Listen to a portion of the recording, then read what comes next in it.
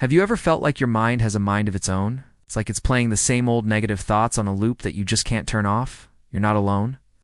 And no, you are not broken.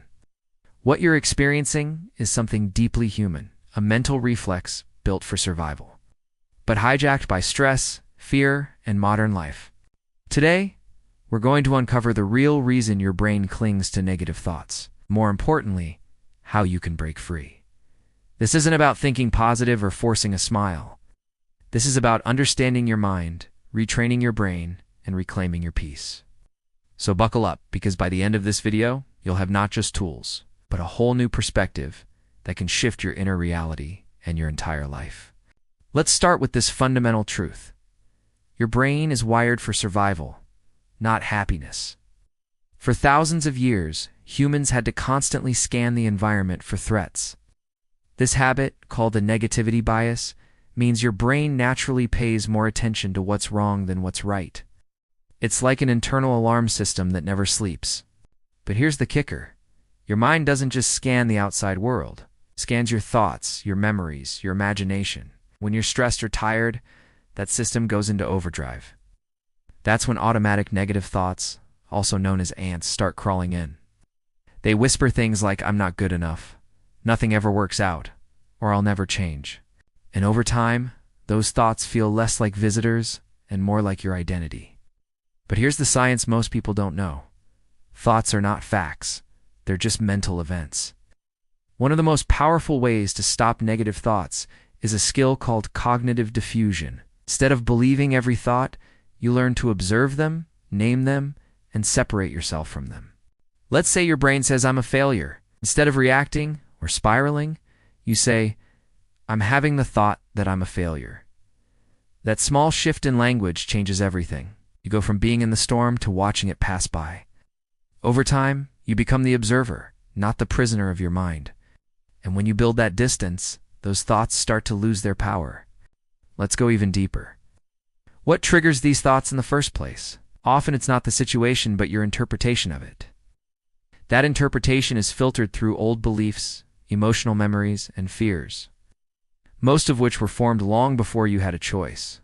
That's why two people can face the same challenge and react in completely different ways. The key to rewiring this is awareness, and that begins with catching the thought in real time. When you notice a negative thought arise, pause, name it, breathe. Ask yourself, is this thought helpful? Is it even true? Would I say this to someone I love? These simple questions activate your prefrontal, the part of the brain responsible for logic and decision-making, and interrupt the old emotional loop. Now let's talk about one of the most underrated tools to shift negative thinking: your body. That's right, your body holds the key to calming your mind. When you're anxious or overwhelmed, your nervous system goes into fight or flight. Your heart races, your breath shortens, and your thoughts get louder. But by regulating your body, you send a signal to your brain that you're safe. Try this right now. Breathe in for 4 seconds. Hold for 4. Breathe out for 4. And hold again for 4. It's called box breathing, and it calms your entire system in less than a minute. Movement helps too. Go for a walk. Stretch your body. Shake out the stress. Your thoughts ride on the waves of your physiology. So change your body, and you shift your mind. Another powerful shift is changing your inner dialogue. Most of us speak to ourselves in ways we'd never speak to a friend. We criticize, blame, and belittle. But your subconscious listens to every word. So instead of saying, "I can't believe I messed up," try, "I'm learning, and that's okay." Instead of "I always fail," try, "This is a setback, not a definition." Affirmations work, but only when they're grounded in compassion and truth. That shift in tone may feel awkward at first, but over time it rewires your emotional patterns and opens space for healing. One of the greatest myths about negative thoughts is that you have to get rid of them completely. But the truth is, you don't need to silence every negative thought to find peace. What you need is to change your relationship with them. Imagine your mind is like a busy street, and thoughts are cars driving by. You don't have to jump into every car. You can sit on the sidewalk and watch them pass. That's the essence of mindfulness. It's not about controlling your mind. It's about observing it without getting caught up in it. And with practice, this becomes second nature. Your thoughts may still come and go, but your inner calm remains.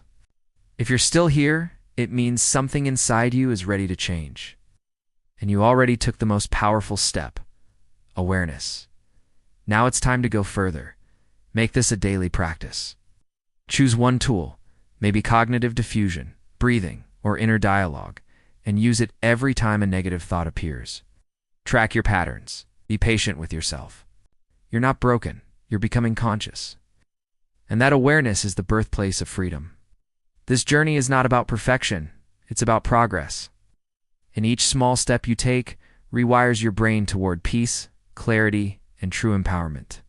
And before you go, I want to invite you to take this transformation deeper. If you've found value in this video, make sure you subscribe to my Supermind. We bring you powerful tools and life-changing insights every week to help you reprogram your mind, manifest abundance, and live from a place of calm power.